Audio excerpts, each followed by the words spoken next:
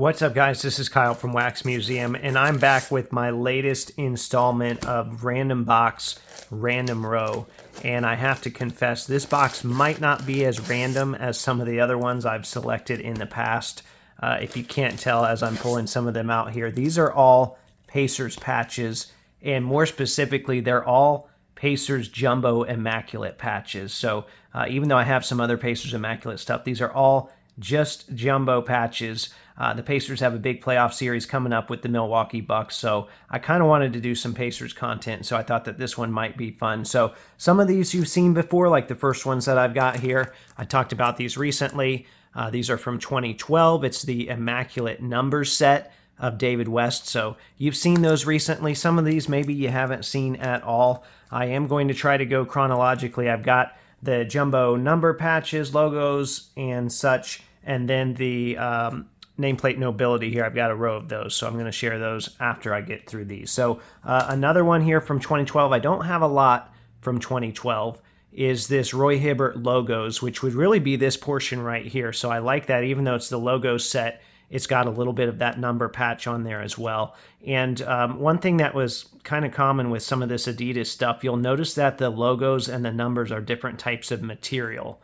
So you can see that this is more of a solid material, whereas the numbers are a little more porous. So if you see smaller pieces on cards, you can kind of differentiate them that way. Okay, 2012 Immaculate, in my opinion, is head and shoulders above the rest, although 2013 was pretty nice. And I'm going to start off with here. They didn't have necessarily, they didn't call it nameplates, but they had one called patches here. And it was pretty much all comprised of letters. So like I've got some Mark Jacksons that are letters and some Kiki Vanderways and some other players. Not all Pacers though, but this Paul George I'm very happy to have. This is the letter G. A little bit of the letter E as well. It's numbered 1 out of 5. So that's the first one. I really like that one. In addition to that then, so that set was called Patches. Then they had one called Logos as well. So you can see that's the solid material that I talked about. They also had one called Numbers, which I don't have one from 2013 for Paul George. I do have one for Louis Scola that I'll show here in a moment. But first we've got the Patches version, and that's kind of a gross team bag or mag there. All that stuff is not on the card itself. But Patches, so this is numbered 5 of 5, even though it's the first letter, which is kind of strange. And then I really like this one because it's a big piece of the number 4 of the number set. Louis Scola's number 4, and the card is 4 of 8. So I think that's just a really great combo and a really good looking card. So 2013, man, I love the 2013 set. Oh, here's another one. This is the logos one. And then technically this is a Clippers card. And I stayed away from these Grangers for years. I just was not happy about the fact that he was a Clipper on these cards, but I thought, you know what? I like the patches themselves. And then this one showed up, and it was jersey numbered 33 of 35, so I decided to go for that. These, I think either these bags or these mags here are really scratched up. Yeah, it's that mag. It's the patch itself. The card itself looks great. I did recently bid on one of the letter patches for Granger recently, but unfortunately lost that one. But this is not the end of the Danny Granger stuff in this box, so we'll see more later on. Okay, on to 2014, I believe. Yeah, 2014. Got a nice Roy Hibbert patch here. This one's, they called it Team Logos at that point. And then moving on to 2015, I believe. Yep, 2015. Another version of team logos. So they kind of look similar from year to year with some minor changes. You can see the designs are a little bit different here. So I have 2 of these Rodney Stuckeys. I think I actually have a third one on the way. And then we've got a George Hill team logos. Back in that short time frame where he was looking like Drew Hill or Cisco or whatever moniker you want to call him there. Here's a number 1. So this is another great example of how the team logos and the numbers are very different material. because I'm assuming these are from the same jersey. Typically they were. I haven't done the flashlight test on these two. I'm assuming they are. Okay.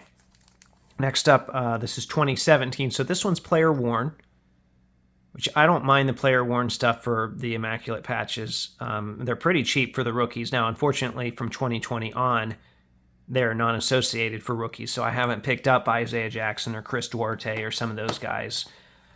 Here's a Miles Turner.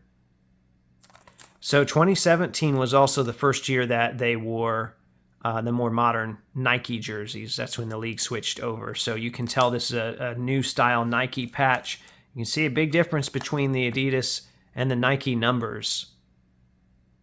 That's why I'm a big fan of the Adidas patches. They just make for a lot better cards, give the cards a lot more character, whereas these Nike ones were pretty cookie cutter from the start, and they're even more so now. I mean, you can't photo match that stitching to really anything at this point, whereas some of this other stuff had, you know, loose threads or pieces that you could easily identify. So here in 2018, they had Danny Granger was in the jersey number set as a retired player, and I'm assuming these are just jerseys they had left over. They must have had a lot of them because they made 50 with the numbers.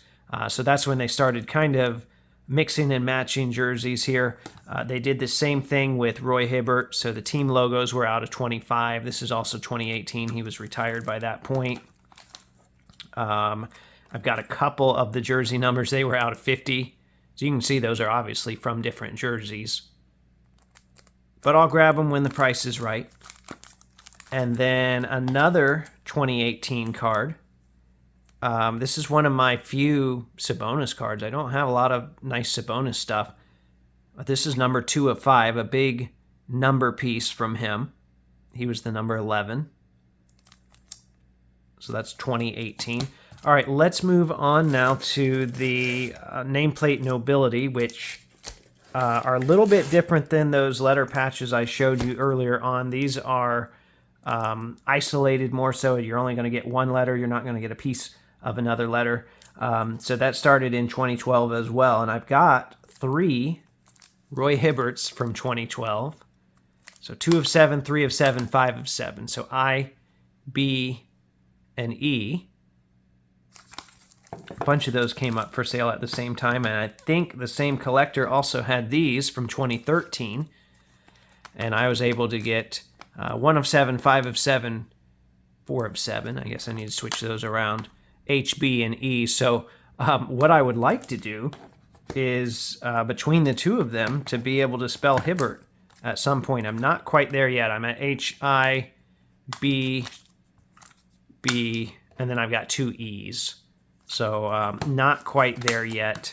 That would be something that I would like to do at some point, though. But who knows if those letters will show up, and who knows what price they'll go for now. All right, so on to 2016. It has to be 2016 because Jeff Teague was still a current player at the time. Yep, 2016.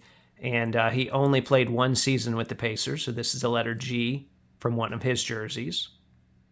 It's 4 out of 6. Another Miles Turner. So I believe this is 2017. Yeah, 2017.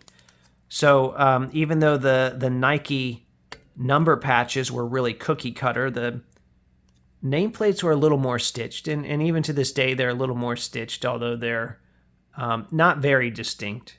I mean, occasionally you'll find a loose thread and you're able to match it up, but it's tricky. I said there would be more Granger. So I'm following through with that. These are from 2018. So they had a bunch of Granger stuff in 2018. That's actually the second G from his name, but I like to pretend that it's the first. G and E, at least if the numbering is true to form. Nice, another nice Sabonis here. This is 7 of 7, so it should be the last S in his name from Sabonis. I like those gold jerseys. I don't have a lot of stuff from those gold jerseys, especially not in the Nike era. This technically is not a Pacers patch, even though he's pictured as a Pacer. And you know what? I paid up for it because it kind of looks like it could be a Pacers patch. They never had the white letters on these blue Nike jerseys, so that's actually from a Mavericks jersey. But I thought, you know what? He's pictured as a Pacer. A lot of people probably think that could be a Pacers letter. I mean, I know it's not, and it even says there on the back it was worn as a member of the Mavericks, but I like the card, so I bought it. All right, we got another player worn here, a couple player worn ones to round things out. Got Aaron Holiday, that's from his rookie season. He's pictured in those ugly gray uniforms. Man, I hated those. And they did use those jerseys for patch cards for a couple players. They're hard to find though. Doug McDermott had some, and then Wesley Matthews had some that they used for whatever team he was on next, the Bucks or whoever. And then we've got this 1/7 letter of Goga, also player worn. All right, so that is my Jumbo Immaculate patch box for the Pacers. I hope you enjoyed that. Hopefully that will also bring them some good luck in this coming week as they play the Bucks. So remember to like, comment, and subscribe if you haven't done so already. There are new episodes of the audio podcast that come out every Thursday. And as always, thanks for watching.